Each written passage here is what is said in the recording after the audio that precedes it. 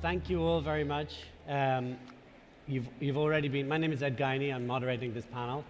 You've already been introduced to Rosario Dawson and Michael Shamberg. We are here to talk about the future of cinema. Many of you may know that this summer in the US, we've seen a kind of a very difficult box office. A lot of the big tentpole movies did not perform as well as expected. It was the worst box office in 10 years. At the same time, there were some exceptional films that really popped that in a way weren't supposed to, like Get Out and Dunkirk, and also we've seen a reboot of the Thor series, which is a very refreshing look at the kind of whole Marvel thing. At the same time as all of that is going on, you see announcements from Netflix saying that they're going to make 80 films over the next short while. So while the way audiences are seeing films may be changing, obviously cinema is still very much alive and people are watching movies. But I wanted to start by asking Rosario, as the way that films are being consumed is changing, as maybe people are migrating online into other forms, is that changing the way that films are made? Is there a kind of a difference in the way that films are made? And further to that, is there a kind of a brain drain away from smart filmmaking for the cinema to television? I don't think there's a smart drain. I think we're actually seeing we're seeing a huge proliferation actually of a lot of different people coming to the table in a way that didn't have access before because it was so expensive, or you only had the opportunity to make a film if it was a big, huge tentpole movie. I think now people are making films on their iPhones. You know, there's because of Netflix and so many other spaces, there's so much distribution that exists. So there's places to create, and they're starving for content. So people are actually getting incentivized actually to make quite a lot of stuff, and so you're seeing incredible documentaries being made, films all across, from short films to large films all across the world that are starting to get really interesting traction and find really amazing audiences. And I think that's, you know, for the big movie theaters, they're going to still keep wanting to have that experience that draws people. I mean, and that's been true for many, many, many years. I don't know what the number is now, but like 10 years ago, it was people went to see on average 10 movies a year. And when you're in some place like America where you have to drive to the theater and the whole family's in the car, of course you're going to show up there to watch the same movie at the same time. And so it has to be something sort of friendly to that kind of, and conducive to that sort of experience. But now people are, I mean, as we're having home theaters and people, the idea of being able to sit down and have still movie experiences and sit down with each other, but they're doing it at home and they're not necessarily feeling like they have to jump out on that weekend or whatever. I mean, the content is being watched, and ultimately for the artist, that's what we really want. But for, you know, if you're having to, you know, depend on having to do something really expensively, then, you know, those big ideas are still, I think, I mean, maybe you could speak more onto that. Maybe that's still a little bit more difficult and you have to kind of go through the same means. But especially with people wanting to have more women directors or all of these different things, there's funds that are being created, there's spaces that are collectives that are being created to really kind of grow that experience, because we need more women directors, we need more people in the trans and the LGBTQ community having their voices be heard, people of color. Like, it's really beautiful to actually see that being fostered now because it's so much easier and less expensive to make films. Yeah. And Michael, what do you think that the theatrical experience is still a very important thing, or does it really matter where these films are consumed? Well, I think, you know, my youngest daughter's 21 and she only watches stuff on her laptop, and I think what Rosario said is true. The form you want in the cinema is probably more of the Marvel films or some really special, more independent films. But I don't think that's relevant. I think what's interesting are the changes in sort of cinema grammar, in the sense that, you know, Netflix invented kind of binge viewing where they will drop 10 one-hour episodes of a show. You can watch one or all of them in a weekend. There's also virtual and serialized viewing like Game of Thrones where, hey, can't wait till next week. So there's so many different forms now. So rather than saying something's lost, I just think you look at the spectrum. Oh, here's Star Wars 17, I'll go to the theater. Or here's Moonlight, which I do want to see in the theater. But here's this TV series my friend told me about, I can watch that. Cinema is what I call location and duration. which is I'm an advisor to BuzzFeed, and they get 9 billion, that's with a B, views a month of their very short form videos, of which they make Say that again? billion a month, of which they make 60 a week, and a lot of it's on your cell phone or something at work. And now that's cinema too, okay? A 3-minute video is cinema, a 2-hour film is cinema. I think it's a spectrum of creative opportunity, and I think, and I agree with Rosario, the world's just exploded in terms of opportunity, and I would simply add, the barrier to entry to be a creative person in cinema now is nil. You have to remember, in the old days, you had to go to film school to get your hands on film equipment, okay? And then you had to go to film school to get your hands on a Steenbeck to edit on, and then nobody's going to see your film anyway, unless it was really good. Now, of course, it's a cell phone and a laptop. My friend Steven Soderbergh just shot a thriller on his iPhone, which is coming out next year. I haven't seen Tangerine, but apparently the follow-up film by the director of Florida Project, have you seen it? Yeah. It's just supposed to be fantastic, great. yeah. And so here's a guy who started out on his iPhone, is now doing really great independent cinema, okay? Yeah. Here's Steven Soderbergh, who's won an Oscar, now shooting stuff on his phone. So for creative people, the net is as wide as can be now, and if films aren't good, you have to blame creative people, not studio executives. Yeah.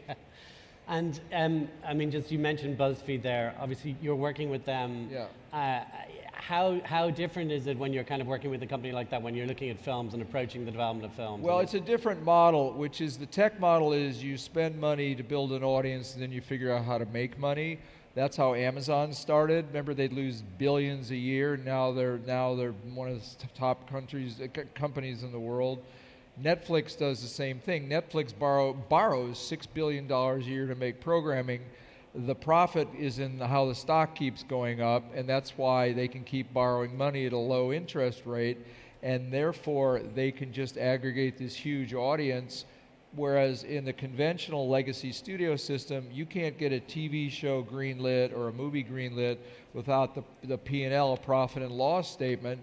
And therefore, the influx of the technological change is creating a lot of new cinema, okay, from short form videos to Netflix, dropping the series at once. So the space is incredibly exciting now. If you look in the rearview mirror and say, well, the theatrical experience is now only a fraction, and I'm nostalgic for it, and we all grew up on it, we love it. Yeah, something's lost, but so much has been gained now. Yeah. And the money is there, Yeah. in the Netflixes and the Amazons and the Yahoos and all these different spaces that are going here. We're just going to throw this at you because we can take that risk on someone who's really unknown, on a project that might have been considered controversial, would never get time on primetime television, is now like going, yeah, absolutely, we'll give you a shot, we'll give you 10 episodes, we'll give you 13 episodes. And so you're attracting incredible talent for that. Yeah. Writers are super excited to be a part of that, producers, directors, actors, and so you're ending up getting these folks who we would normally only see in the film realm now who are making 9 and 10 hour films. Yeah. Yes. Because especially if you can binge watch it, Yeah. you're literally sitting down to, one of your favorite directors for 13 hours. Yeah.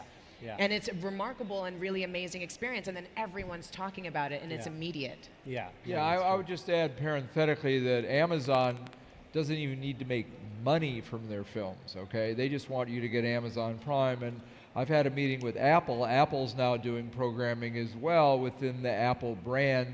And they're not looking right now, they're looking to build their Apple TV, meaning the box, as a platform, but they don't need to look at, Apple's never gonna live or die on it.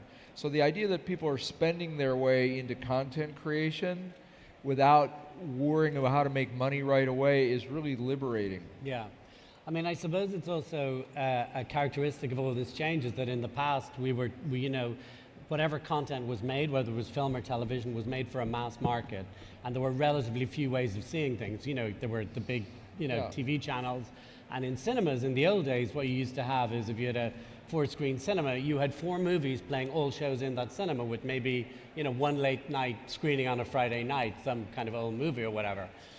But now what we have are, I suppose, such a kind of multiplicity of outlets and possibilities that you have, in a way, much more niche content creation. You're making things that don't necessarily appeal, in a kind of general sense to lots of people, but appeal in a very particular and personal sense to fewer groups of people, if that makes sense. Well, Zay Frank from BuzzFeed thinks it's a magazine publishing model, okay? Right.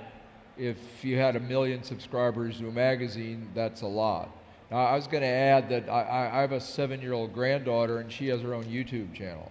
Okay, Right. now, she doesn't have a lot of people watching it outside the family, but so she's growing up with this whole new cinema vocabulary. Yeah. So let's watch for really young kids and teenagers who are going to reinvent the medium. Yeah. And that's transforming everything, like how people go to school, they're really understanding I'm conducive to really, watch this thing at 10 p.m. at night or midnight when the movie theater would be shut down. That's when I want to listen to my professor and kind of actually roll that when it's kind of just taken according to what my particular needs are. Yeah. So your audience is there, but not exactly when you want them to. Yeah.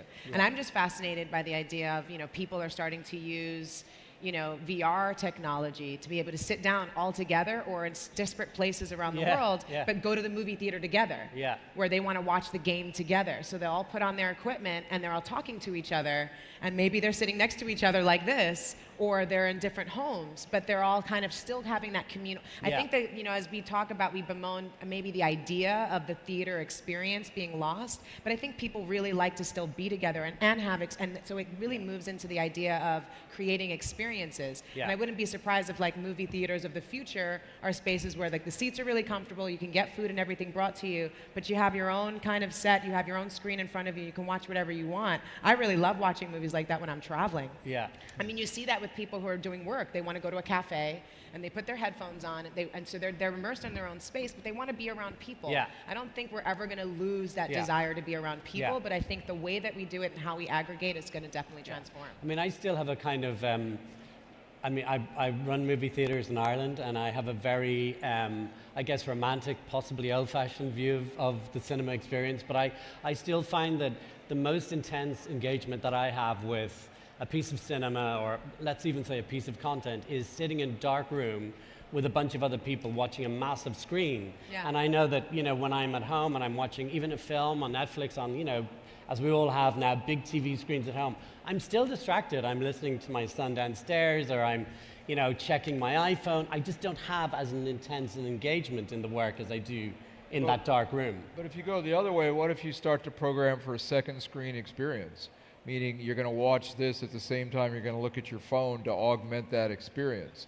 And it would increase the experience. And I think that's a region that people are going to start experimenting in. Yeah, I guess it's also just about the creators in that sense, how they can kind of integrate that second sort of Well, the big dimension. issue, and this, we talked about this, is the innate human need to have a story that has a beginning and an end and suspense in the middle.